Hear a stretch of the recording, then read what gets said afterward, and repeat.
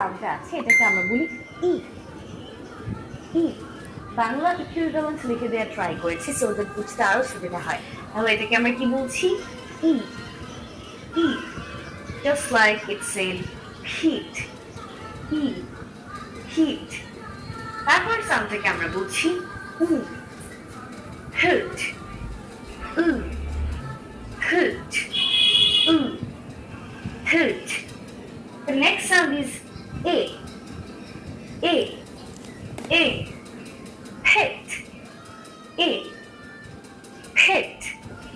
A. A. This is a. Hat. A. Hat. তারপর সাউন্ডটাকে আমরা বলছি অ। অ। Hot. অ। Hot. তারপর যেটা আছে